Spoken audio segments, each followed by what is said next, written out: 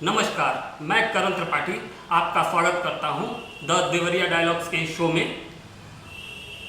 इस शो में हम बात करेंगे भारत के सांस्कृतिक विरासत, आध्यात्मिक विरासत और समसामयिक विषयों पर। इसी श्रृंखला में आज हम बात करेंगे देवरिया के महान संत देवराहा बाबा के बारे में कुछ चर्चा करेंगे। इस विषय पर बात करने के लिए हमारे बीच उपस्थित हैं श्री कमल नयन चतुर्वेदी जी, जो हिंदू विचारक हैं और राष्ट्रीय स्वयंसेवक संघ के जिला कार्यवाह रह चुके हैं। आपका स्वागत है। नमस्कार करण जी, और आपके दर्शकों का भी नमस्कार और धन्यवाद आप मुझे शो में बुलाने के लिए। सर, देवराहा बाबा पे आपके क्या विचार हैं? देखिए, संतों के विषय में विचार कोई क्या व्यक्त कर सकता है। मैं आपको गीता के एक श्लोक सुनाता हूँ। यद्यद् विभूतिवत् सत्वं श्रीमदूर्जित एव वा तत्तद् देवावगच्छत्वं मम तेजोंश संभवम्। संसार में कहीं भी तुम्हें अगर विभूति संपन्न कोई व्यक्ति दिखाई दे तो ये समझना कि वो मेरे ही तेज के एक अंश से उत्पन्न हुआ है। और श्री देवराहा बाबा संत थे, विभूति संपन्न थे, तो मैं उनको भगवान का एक अंश मानता हूँ और इस नाते में उनका सम्मान करता हूँ और उनके चरणों में शीश नवाता हूँ। उनके लिए कुछ विशेष कहने को नहीं है, क्योंकि सब जानते हैं, देवरिया में तो जानते ही जानते हैं। अब स्थिति ये होती है कि विभूति संपन्न तो वो थे, उसके बाद जब हम उनके बारे में और विचार करते हैं तो मैं 4-5 बार उनके आश्रम में जा चुका हूँ, जब वो थे यहाँ, जब उन्होंने समाधि नहीं ली थी।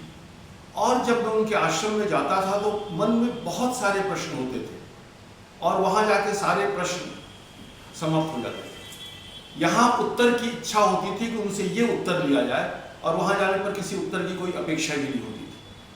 तो मैं अत्यंत तेजस्वी आध्यात्मिक और योगिराज संत मान के उनका सम्मान करता हूँ। मेरे विचार तो यही। Over to. हमारे समाज में कई सारी भ्रांतियां हैं देवराहा बाबा को लेके। उनके जन्म स्थान के बारे में आप अपने विचार प्रस्तुत करें। देखिए, भ्रांति तो उनके बारे में कुछ नहीं है, भ्रांति गलत शब्द है। अब रही बात जन्म स्थान की, तो अब कुछ लोग अफगानिस्तान से लेके और तमिलनाडु तक उनका जन्म स्थान बता देते हैं, जैसे जिसकी श्रद्धा है।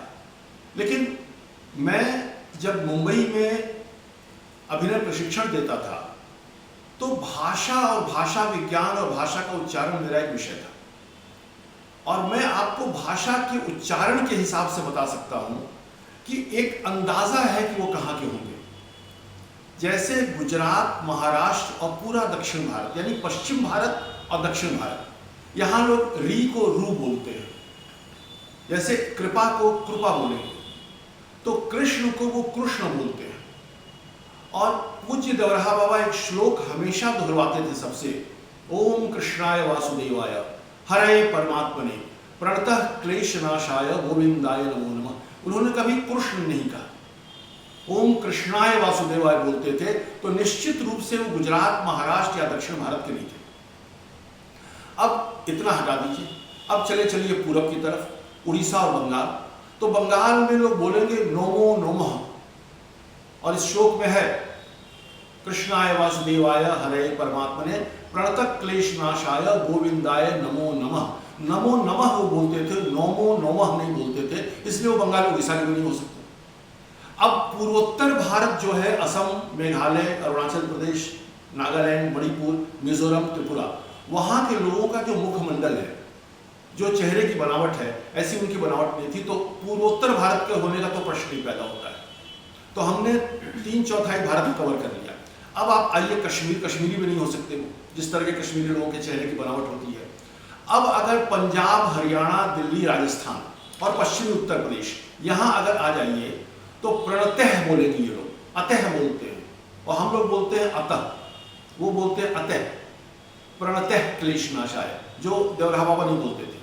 तो मतलब कि वो पंजाब, हरियाणा, दिल्ली, हिमाचल प्रदेश और पश्चिमी उत्तर प्रदेश के नहीं थे। तो बचता क्या है? पूर्वी उत्तर प्रदेश, बिहार और मध्य प्रदेश। मध्य प्रदेश में री को र बोलते हैं। आप अटल जी का भाषण सुन लीजिए, वो बोलते थे हमारे गृह मंत्री ने कहा है, गृह मंत्री होता है।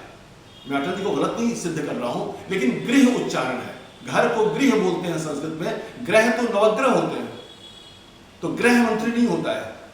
तो अगर वो कृष्ण बोलते तो मध्य प्रदेश के होते, इसका मतलब देवराहा बाबा मध्य प्रदेश के नहीं थे। तो बचता क्या है? पूर्वी उत्तर प्रदेश, उत्तर और पश्चिम बिहार, मतलब जो हमारा भोजपुरी भाषी क्षेत्र है यहीं पर वो कहीं के होंगे, ये मेरा तर्क है।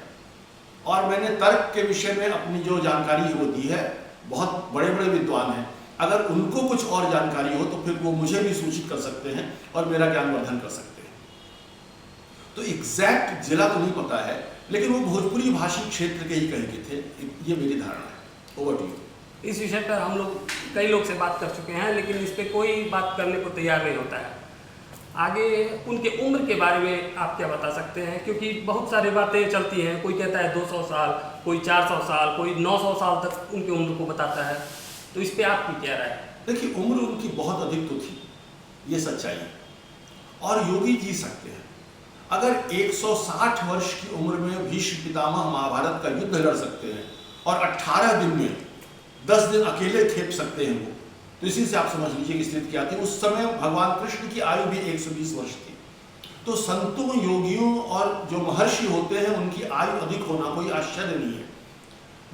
मेरे दादाजी ने अपने बचपन में उनको देखा था, ये मैंने उनके मुंह से सुना था। डॉक्टर राजेंद्र प्रसाद जो भारत के प्रथम राष्ट्रपति थे, उन्होंने भी अपने बचपन में उनको देखा था। तो मेरा मानना है कि किसी भी तरह से उनकी आयु 200 वर्ष से कम नहीं थी। अब 800-900 वर्ष में नहीं कह सकता, हो भी सकती है, वो संत थे, सिद्ध संत थे, कुछ भी हो सकता है, लेकिन 200 वर्ष से अधिक थी, ये तय है। Over to. इनके तमाम चमत्कारों की चर्चा चलती है, जैसा कि कई लोग कहते हैं कि वो पानी पे चलते थे, कैमरे से उनका फोटो ली जाती थी, वो चाहते थे तभी फोटो वो आती थी। इस चमत्कारों के विषय में क्या आपका? देखिए, एक तो चमत्कार को नमस्कार, और चमत्कारों के विषय में बहुत बात करनी नहीं चाहिए, और देवराहा बाबा उसके बारे में बहुत कुछ बोलते नहीं थे। मैं एक चीज बता सकता हूं कि मैं जब उन्होंने देवरिया छोड़ा और मथुरा जी चले गए, उसके पहले मैं उनसे मिलने हम लोग गए थे कई लोग। तो मेरे साथ श्री रमेश चंद्र दुबे भी थे, यहाँ के एडवोकेट थे। उन्होंने परिचय कराया कि ये लक्ष्मीकांत चतुर्वेदी जी के लड़के हैं। तो उनका अच्छा बच्चा लक्ष्मीकांत कुंज बिहारी, उन्होंने तुरंत मेरे बाबा का नाम लिया। मेरे पितामह का, मेरे दादाजी का देहांत 1959 में हो चुका था, और देवराहा बाबा पास हजारों लोग रोज मिलने वाले आने वाले थे, हजारों लोग रोज मिलते थे। एक सेकंड को मैं मान सकता हूं कि मेरे पिताजी का नाम उनको याद होगा, लेकिन लक्ष्मीकांत कुंज बिहारी उन्होंने एक सेकंड भी नहीं लिया। तो ये जो स्मृति है, ये साधारण व्यक्ति की नहीं हो सकती। तो चमत्कार तो उनके होंगे, लेकिन उन्होंने चमत्कारों का कभी प्रदर्शन नहीं किया। वो किसी के सामने कोई ये क्लेम नहीं कर सकता कि वो पानी पर चले, लेकिन जब भी हम लोग उनके आश्रम में जाते थे, वो आते वहीं से थे। तो चमत्कार उनके अंदर होंगे, उनकी अलौकिक शक्तियां थी, ये मैं मानता हूँ। Over to. उनके राम मंदिर को लेके भविष्यवाणी जो किए थे वो, जैसा कि कई जगह सुनने में आता है कि वो राम मंदिर के लिए बहुत कॉन्फिडेंस बोले थे कि वो राम मंदिर बनेगा। तो उस पर ये इसका मैं प्रत्यक्षदर्शी हूँ। पंडित परशुराम तिवारी जी जो देवरिया के एडवोकेट थे और संघ के विभाग संघ चालक थे, मैं उनके साथ गया था, और राम जन्मभूमि आंदोलन प्रारंभ हो चुका था, और मैंने उसकी पदयात्रा में भी भाग लिया था, फैजाबाद से अयोध्या से लखनऊ तक। तो उस वक्त उन्होंने पूछा कि महाराज जी बहुत कठिनाइयां हैं, क्या होगा? तो उनका बच्चा राम मंदिर बनेगा, ताला टूटेगा, तब तक ताला लगा हुआ था, ताला टूटेगा, राम मंदिर बनेगा और संघ वाले चमकेंगे। उस वक्त किसी को नहीं पता था कि ताला टूट सकता है। ताला टूटा, राम मंदिर आज बन के आपके आंखों के सामने है, और संघ वाले चमकेंगे। किसने कल्पना की थी संघ का एक प्रचारक एक दिन इस देश का प्रधानमंत्री होगा और 11 वर्षों तक अनवरत बना रहेगा? तो ये उनकी भविष्यवाणी थी, और ये भी अब चमत्कार ही है कि उन्होंने ये भविष्य देख लिया था उसी समय। Over to. बहुत अच्छी जानकारी मिली हम लोग को आज, और इस चर्चा को हम आज यही समाप्त करते हैं। अगले सप्ताह हम मिलेंगे नए विषय के साथ। नमस्कार। नमस्कार।